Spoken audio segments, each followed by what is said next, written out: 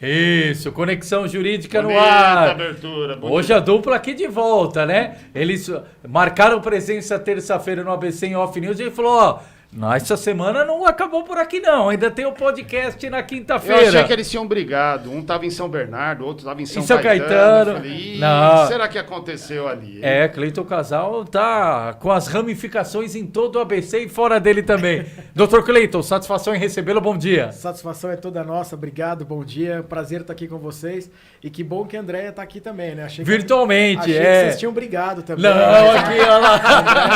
Andréia tá aqui. E vou te falar, Cleiton. Adriana, bom dia, tudo bem? Bom dia pra todo mundo. Ó, vocês dia, foram bom dar dia. ideia semana passada da história lá de contrato trabalhista, etc. E essa semana, acho que umas 2 oportunidades, André e eu ficamos em externa. E aí o Anderson fez o programa da noite sozinho. Ele virou ontem e falou assim, eu tô aqui na clausura, eu tô aqui, eu vou procurar os meus direitos. E hoje à noite ele vai estar numa agenda externa e aí, como por motivos mais do que justificados, não estará no ABC em Off News. Aí o pessoal começou a mandar no grupo, olha, Meu já HC conseguiu saiu o HC. rápido. Saiu rápido, meu HC. Foi só falar com o Cleiton Casal, já saiu o HC. Esse aqui é um advogado competente. Eu garanti. Pois não, Andréia. Eu achei que o Anderson já estava em tratativas com a Cleiton Casal de Advogados Associados. Eu também tô achando, viu? Porque esse muito HC rápido. saiu muito rápido. Eu falei pra vocês, o HC sai rápido. A tornozeleira eletrônica, essa eu não garanto, porque essa eu também tenho. Só que a Laura põe no meu pescoço, é pior ainda. Da esposa não tem jeito, não tem jeito. Agora, Adriana, Cleiton, a gente falou muito semana passada a respeito do coletivo, né? Agora focando individualmente o contrato de trabalho e aí, infelizmente, quando tem a rescisão, a gente torce para não acontecer, ou pelo menos não que seja unilateral, né? Mas que seja consensual. Quais os direitos que um trabalhador tem quando ele sofre a demissão sem justa causa? Olha só, a CLT prevê, né, quais são os direitos do trabalhador, né? A gente espera que não aconteça, mas quando acontece, o que ele precisa pensar, né? Em primeiro lugar, ele precisa verificar o que ele está assinando. Isso é muito importante. E os direitos são o quê? Ele tem direito a aviso prévio, ele tem direito a 13º proporcional, férias, ele tem direito também a férias vencidas, se for o caso, fundo de garantia, os 40% da multa também. Então, assim, é uma amplitude de direitos e ele precisa observar na hora que ele está rescindindo o contrato, que estão rescindindo com ele, o que ele está assinando e o que ele vai receber. Então, no termo de rescisão do contrato de trabalho, que é um documento, vem ali especificado o que está sendo pago. Então, é importante ele verificar e, se ele não concordar, no momento da rescisão, é importante ele falar isso também. Tá. E qualquer dúvida que ele tiver, e ainda assim que ele entenda que ele tem algum direito, tem um campo no termo de rescisão que tem uma ressalva. E ali ele pode escrever o que ele entende que faltou ele receber.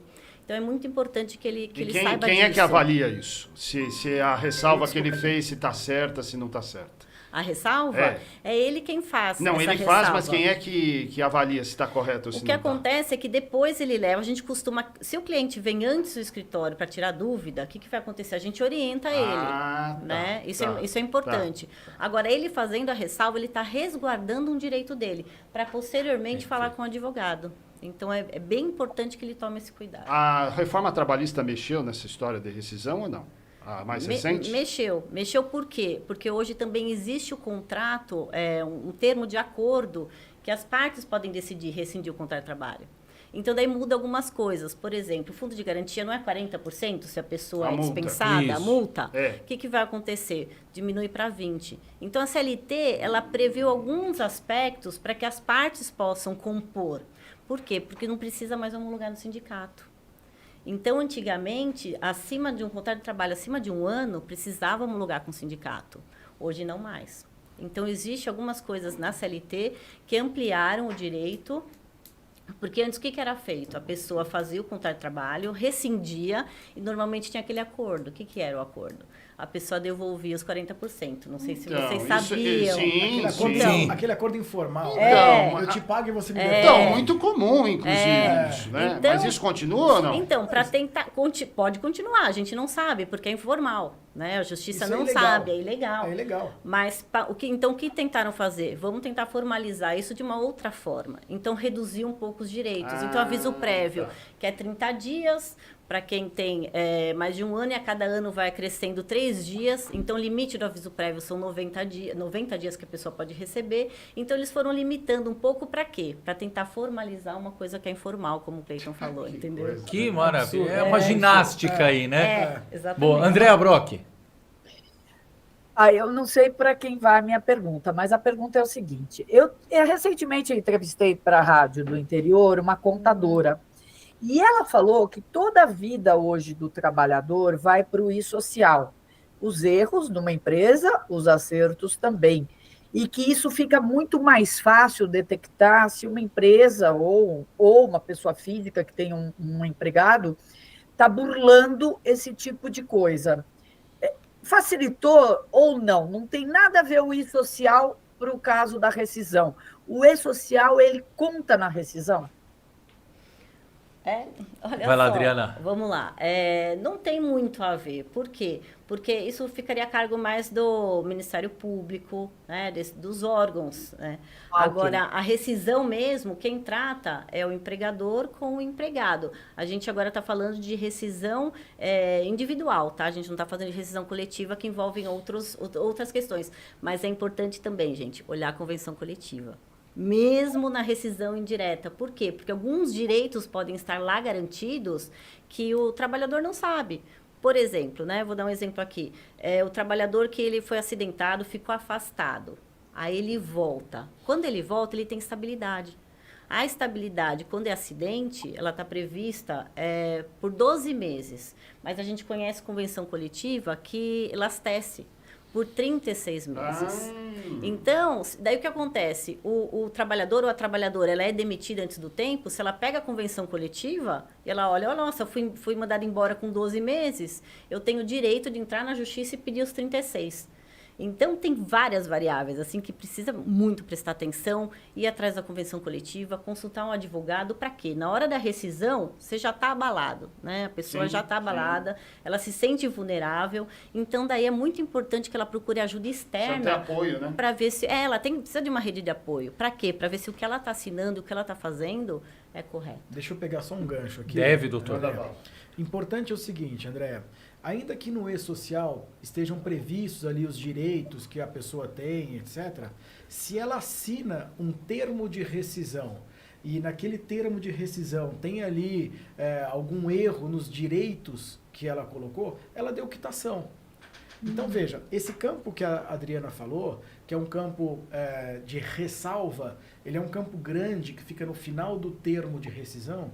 Esse campo aberto é exatamente aquilo para que o funcionário, para que o profissional coloque ali quais são as dúvidas dele.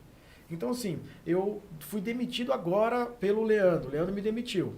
Eu estou com uma dúvida se ele está me pagando os 40%. Eu coloco lá, não estou dando quitação à multa de 40%. Eu posso escrever aquilo ali. Primeiro porque eu estou perdido, né? Demitir um advogado trabalhista, eu estou perdido. É igual o divórcio de uma esposa que é advogada, né? Você vai perder tudo. Vou perder Mas tudo. isso te dá direito, então, de no futuro Sim, entrar com uma ação, por exemplo. Sim, né? você está sendo demitido, mas você não está dando quitação àqueles direitos.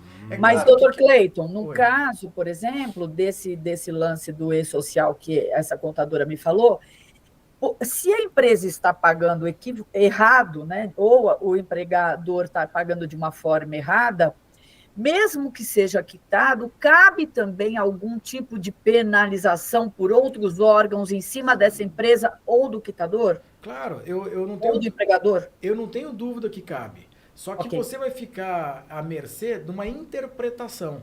O que Ok. vale, na verdade, aquilo que está previsto no e-social e está consignado e escrito, ou aquilo que o próprio funcionário deu quitação? Porque a Ok. gente está esquecendo hoje daquele princípio maior que é o que é negociado sobrepõe ao que é legislado. É. Então mudou essa questão. Antigamente, você não poderia negociar a verba que é direito chamado indisponível. O que você não pode dispor, você não pode negociar. Hoje, algumas coisas você pode negociar. Quando o funcionário assina e dá a quitação, isso é levado para o juiz e pode induzir o juiz a erro de dizer realmente ele deu quitação aos direitos dele, mesmo ele não sabendo quais direitos ele deu quitação. Então é importante essa cláusula de ressalva, normalmente é o número 155 dos termos de quitação padrão que a gente tem aqui. Tem esse termo. O empregador ele não gosta, ele não permite que o camarada escreva lá. Olha, eu não estou recebendo aqui minha multa, ou está tendo aqui o acordo informal que é paga e depois se me reembolsa, ou um direito que eu não estou vendo que está suprimido, ou não estou abrindo mão dos meus processos. Então tem que colocar isso por escrito, na ressalva. Ainda que seja, Anderson, respondendo a sua pergunta, ainda que seja ali mais informal, ainda que seja ali do jeito que o cara escreve mesmo, Sim. ainda que seja um negócio com a letra Mesmo assim, horrorosa, vale. Vale. Tem que colocar. Isso é A letra importante. dele. Tem que colocar. E tem que acontece colocar. também da empresa se recusar, ela não deixa o trabalhador, a trabalhadora escrever. Mas ela Então não daí, pode fazer mas sabe o que isso. acontece? Daí pressiona. ela escreve. Em alguns momentos, a própria, tá bom, você não vai colocar de punho, mas vai lá o representante da reclamada e escreve. O que importa é estar registrado. Tá. É registrar aquilo que é super importante, ok, já é uma prova de que ele não concordava com aquele termo de rescisão. Então, deixa eu aproveitar e matar outra curiosidade, né? Porque vocês falaram da demissão sem justa causa. Sim. Quando a demissão é com justa causa, o que muda e como é que se configura efetivamente uma demissão por justa causa? Quais são os elementos que definem uma demissão por justa causa? Porque também é polêmico, né? O cara, eu vou mandar embora porque Sim. você fez isso, você pisou no meu pé. Então eu não quero mais você aqui trabalhando comigo. Então estou demitindo você por justa causa. Não pode, né? O que pode. define? Qual é o parâmetro? O que acontece é que tem muitas empresas que fazem isso hoje. Elas querem dispensar o trabalhador, elas não querem pagar nenhuma verba e querem jogar na justiça, para o trabalhador decidir se ele vai entrar ou não. Então, tem casos que eles acabam demitindo por justa causa para resolver na justiça, que acaba postergando um pouco. Não pode, né? Olha, só pegando esse gancho aqui, Adri. Ele joga para a justiça porque ele considera que o tempo que a justiça vai julgar é uma boa oportunidade para ele fazer um acordo abaixo do valor das parcelas. Então, o camarada, ele é dispensado, a Adriana vai falar um pouco dos direitos dele, só que ele vai receber alguma coisa daqui a 6, 8 meses, uma primeira audiência, aí eu jogo um acordo E lá parcelado embaixo, ainda, parcela esse acordo. Isso não pode. A gente vê isso todo dia. Agora, então tem um rol taxativo, o artigo 482 da CLT, ele traz um rol dos casos em que pode dispensar por justa causa. Um deles é quando abandono de emprego, isso eu queria falar um pouquinho, por quê? Porque existe uma situação que a gente chama de, quando o trabalhador ele vai para o INSS, né, chama limbo jurídico. Ele vai para o INSS, ele é afastado, e aí o que acontece? O INSS demora um pouco para dar um retorno. Então, vamos supor, o cara sofreu um acidente do trabalho, aí a empresa fala, você está inapto, você tem que ir lá para o INSS, você vai ficar lá afastado. O que acontece? O cara fica afastado, só que até marcar perícia. Aí, supondo que na perícia é falado que ele está apto, e a empresa está falando que ele não está. E aí vai demorando, ele recorre e tal. Isso acontece em alguns casos, gente, de meses que o cara fica sem receber do INSS e sem receber da empresa. E aí o que acontece? Isso se chama limbo jurídico. É muito importante que o trabalhador fale com a empresa. Por quê? Porque uma vez que ele fique conectado com a empresa tem que pagar esse tempo. Por isso que é importante. Então, existem inúmeros casos, centenas de casos no escritório hoje, nesse sentido. Que o que acontece? O trabalhador, ele fica à mercê, ele não fica um ping-pong. Ele recebe, o INSS fala que ele está apto, ele vai na empresa, a empresa fala que ele está inapto. E assim fica esse ping-pong, o cara fica sem receber. E por que eu estou fazendo esse link com abandono de emprego? Porque se ele não fala com a empresa e fica aguardando por meses... Ela pode alegar isso. Pode alegar isso, exatamente. Então, além do cara não receber o salário dele, ele ainda pode levar um telegrama aí falando assim, você precisa aparecer na empresa, senão vai ser abandono de Outra emprego. dúvida, Adriana e Cleiton. A modalidade da demissão por acordo trabalhista, o que difere e quando ela pode acontecer? Aí existe um acordo, na realidade, assim, é o que a gente estava falando antes, né? Que antes tinha aquele acordinho informal, que o Cleiton falou, que era aquela coisa assim, informal, informal, que você rescinde o contrato de trabalho e fala, ó, tudo bem, a gente faz um acordo, você sai, só que você me devolve a multa dos 40%. E hoje tentou se formalizar isso, então existe uma redução do aviso prévio, do FGTS, aí não é 40, são 20. Então, é uma negociação que hoje ela está formalizada dentro da CLT. E quando que ela pode acontecer? Quando existe, logicamente, um acordo entre o trabalhador e o empregador. Né? Agora, a gente está falando isso de empresas pequenas, empresas que realmente estão com Exato. dificuldade de caixa, empresas que têm um fluxo financeiro menor. Nós tratamos na semana passada da Bridgestone, né? que vai demitir 600 ou 700. Isso não pode acontecer para quem é um metalúrgico de uma montadora internacional como essa, Sim. que tem a obrigação de pagar 110% dos direitos do reclamante, tá certo? Dos direitos do funcionário.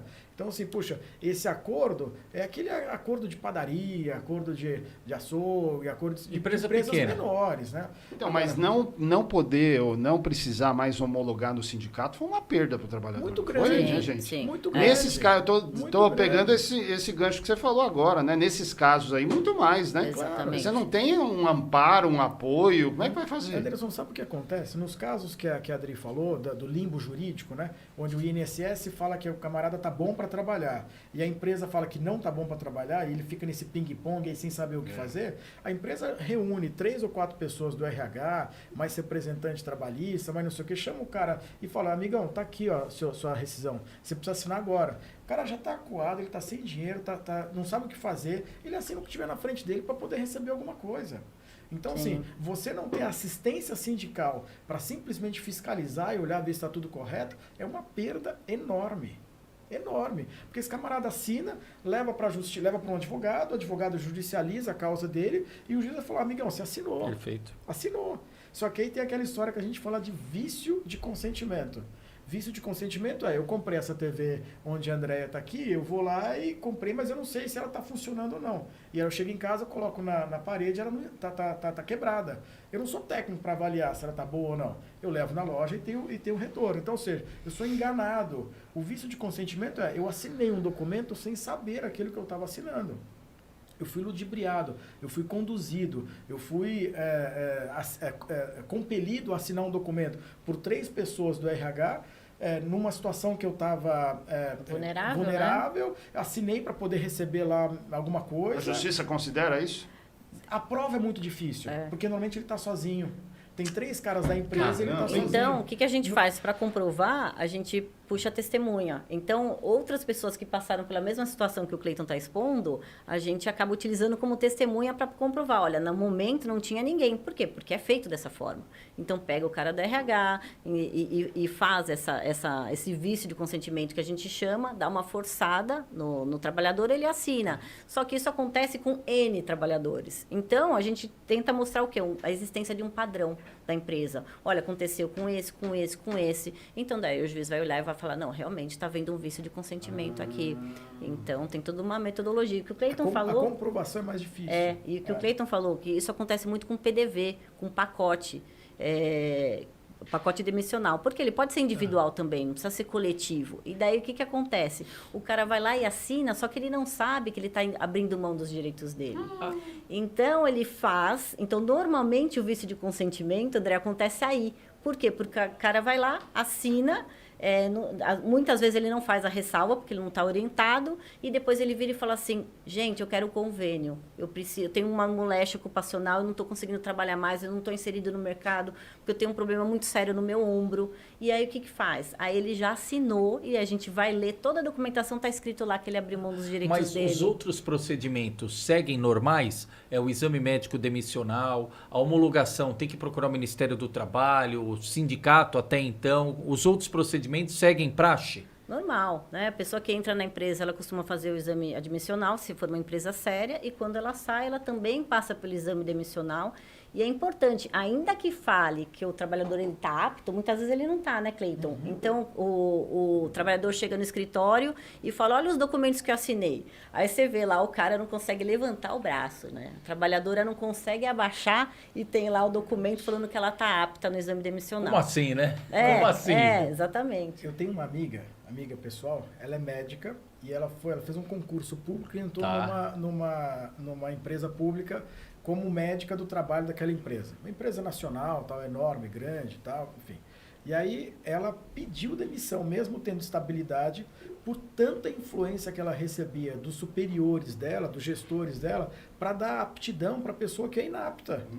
Então ela estava lá, a pergunta do Leandro, o camarada ia embora, todo arrebentado, faz o exame demissional. A primeira coisa que mete é um xizão lá na palavra apto. X, está apto, beleza, coloca lá. Só que ela, como médica, ela via que o camarada não estava apto, mas ela recebia orientação de que ela tinha que dar aptidão para a pessoa, mesmo não sendo apta, para poder mandar a pessoa para a rua. Sim. Então, sim, é uma divergência de interesses grande, porque ela, como médica, ela tem que olhar a pessoa. Mas o assédio moral, assédio, sei lá, ela saiu da empresa, né? ela abriu mão da estabilidade como funcionária pública, abriu mão para poder ir embora. Então, assim, isso acontece, olha, você como médico vai lá e dá apto para todo mundo, independente, você nem olha. Você vai lá, vai vir uma pessoa aqui para poder pedir a demissão, ou está demitida, coloca apto, e a pessoa tem um monte de processo contra o INSS, um monte de cirurgia, um monte de exame, processo contra tudo e tal, a pessoa não está apta, nem aqui, nem na China, nem no Japão ela está apta, esquece essa história. Mas o médico vai lá e dá apto. Então, esse atestado de saúde ocupacional, que o Leandro falou, isso também é questionável. Sim. Quem que deu a Perfeito. aptidão? Qual que é o médico que deu a aptidão? Qual é o interesse do médico? Qual é a pressão que o médico sofreu para dar aptidão para aquele camarada? Eu questiono. Quando eu cheguei no escritório, então atestado de saúde ocupacional. Mas peraí, você tem 3 hernias de disco, você tem 15 cirurgias no ombro, 15 no outro, 30 Como no assim? pé. Como assim? Você está apto para quê? Sim. Você está apto para quê? Mas o médico costuma dar apto. Então tem que ficar atento com isso. Mesmo no exame médico demissional, coloca a ressalva. Ou então não assina.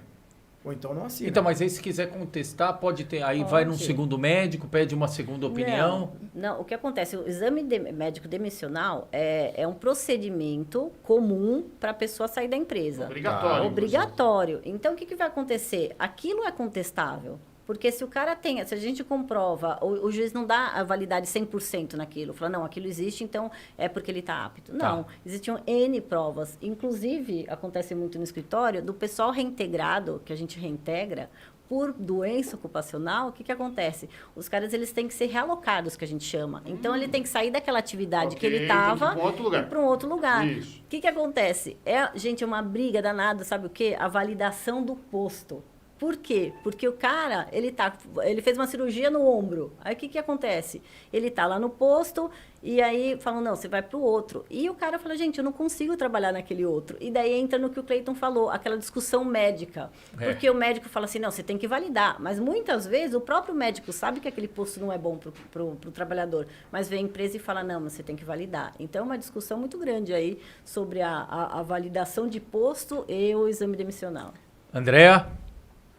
Eu acho que vocês entraram num assunto, eu acho que foi a doutora Adriana que entrou, que eu acho até que vale um programa inteiro, mas eu acho que só para dar um gosto aí nas pessoas, porque eu tenho certeza que muita gente passa por esse problema, e eu vou relatar rapidinho. Eu tenho uma amiga que sofreu um acidente de trabalho, ela estava carregando uma caixa e tinha, na verdade, dentro do escritório que ela trabalhava, tinha uma escada muito, muito solta, sem guarda-corpo e tal, e ela sempre alertando, olha, isso aqui pode acontecer alguma coisa, não deu outra, aconteceu com ela.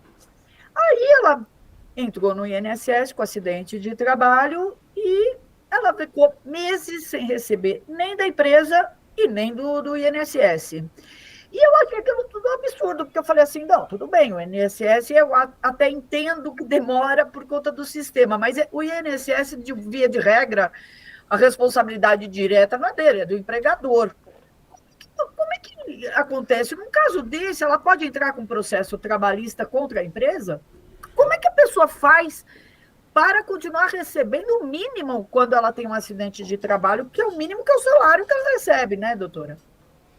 Sim, é a questão do limbo que a gente estava falando, que fica esse ping-pong. Só que assim, olha, gente, eu vi uma vez só uma empresa reconhecendo que tinha que pagar o salário enquanto a pessoa estava nessa situação de uma forma amigável, sem judicializar. Eu vi uma vez só. Agora, todas as outras que a gente falou, que são centenas de casos, a gente tem que judicializar e a justiça reconhece que ela tem direito a receber por esse período, a empresa tem que pagar. Só que, gente, é muito importante, eu vou repetir aqui, que a pessoa avise a empresa. Porque isso mostra o quê? A boa-fé. Não mostra que a pessoa estava afastada, esperando. Não, ela foi lá, ela avisou a empresa, está acontecendo isso, isso, isso. Aí joga para a mão da empresa a responsabilidade de arcar com os salários desse período. Não sei se eu te respondi, Andréa. Sim. André, a responsabilidade do salário, isso é indelegável. Se o funcionário ainda tem um contrato de trabalho registrado na carteira ou no e-social, como você se referiu, a responsabilidade do pagamento do salário é da empresa. Se o INSS não afastou essa pessoa, ainda que demore 1 mês, 2, 30, 40, 60 meses, a responsabilidade é da empresa. Esse limbo jurídico não pode acontecer, isso é uma fraude. Esse ping-pong, onde a pessoa não recebe o salário em razão da aptidão ou inaptidão, independentemente da interpretação do médico do trabalho ou do médico do INSS, independentemente, o salário tem que ser pago pelo empregador, pela empresa. Isso é certeza, tá? Salário é alimento, é verba alimentar, não se pode negociar. Bem, falando em verba, eu queria uma explicação de vocês também nessa parte final da conversa sobre fundo de garantia. O FGTS, que faz parte aí, o trabalhador tem que receber na rescisão, tem que receber a multa de 40%, vocês já explicaram, mas aí chega lá na hora da rescisão, o cara percebe que ele não tem dinheiro nenhum na conta porque a empresa não estava recolhendo o fundo de garantia. De quem é a responsabilidade do recolhimento do fundo de garantia e na hora de pagar, como é que tem que ser pago esse dinheiro que é do trabalhador, efetivamente, é importante deixar claro, né? Por favor. Fiquem à vontade. Ladies first.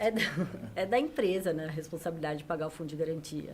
Então, é muito importante que o trabalhador puxe um extrato, vem direitinho lá o que está depositado, o que foi depositado. E aí, sim, se o trabalhador está sendo dispensado, tem que arcar com os 40%, a empresa tem que arcar com os 40% do fundo de garantia. E se não arca, o que acontece? Gente, ela desconta, então isso é uma apropriação indébita, é crime. Então, é importante que o trabalhador vá à delegacia mesmo, abrir um boletim de apropriação indébita, porque, afinal de contas, o trabalhador está lá prestando o serviço dele, a empresa, por lei, ela faz o desconto, tem que estar lá, tem que estar no depósito. Tá, porque no Lerite está marcado, né? Exato. A pessoa pode, inclusive, conferir lá, tem o percentual, né? Se não me engano, são 8%. Isso, né? 8%. Agora, o que é interessante? Ela puxar o extrato. Inclusive, antes vamos supor que marca para o termo de rescisão.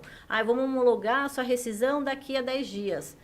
Puxa na caixa, pelo site dá para puxar. A pessoa puxa o extrato e vê se está certo ou não. O que ela poderia fazer, que seria, ela resguardaria mais o direito dela? O que o Cleiton falou, vai lá na ressalva e fala, olha, não recebi a totalidade do meu fundo de garantia. E é importante falar o quê? Se ela está sendo dispensada, ela tem o direito de sacar. Agora, se ela pede a demissão, ela não saca o fundo de garantia, né? Então, isso é interessante também falar, né? Que daí não tem a multa dos 40%, se ela está pedindo a demissão, ela não tem direito... Esse é outro acordo informal que muita gente faz, né? Eu quero ir embora, eu vou para um emprego melhor, tal. Aconteceu comigo. Fui convidado para ir para um outro lugar... Chegava, não, precisa ir embora, então você me manda embora? Não, não vou te mandar, você tem que pedir demissão. Aí eu fiquei lá com meu fundo de garantia preso 15 anos lá. Por isso que muita gente faz o acordo. Por quê? Fala assim, vamos fazer assim, eu quero sair, da empresa, daí você fala, me manda embora. Da empresa fala, tudo bem, vou te mandar. Mas me devolve o fundo. Devolve. E a Andréa tinha cantado a bola. Vamos voltar a falar desse assunto de forma específica. O Conexão Jurídica sempre atualizando as informações aqui, tirando dúvidas. E como tem dúvida, viu, nessa seara trabalhista. Cleiton, Adriana, mais uma vez, obrigado. Até a próxima semana. Obrigado, Andréa. Que pena que você não está aqui perto da gente, viu? Que pena. Mas que bom que você tá aí. Obrigado, Anderson. Obrigado. Semana que vem tamo abraço. junto. Boa, obrigado, Obrigada. doutor Cleiton. Obrigado, Um doutora abraço. Adriana. Até a Obrigado. próxima. Até a próxima. Esse foi mais um Conexão Jurídica, né, Anderson? É isso, tirando dúvidas, prestando serviço, esclarecendo questões importantes do dia a dia. Eu acho que esse é o ponto fundamental aqui do nosso trabalho com o Cleiton e com a Adriana. E eles vão voltar na semana que vem com a gente. Boa, tá. Até a próxima, gente.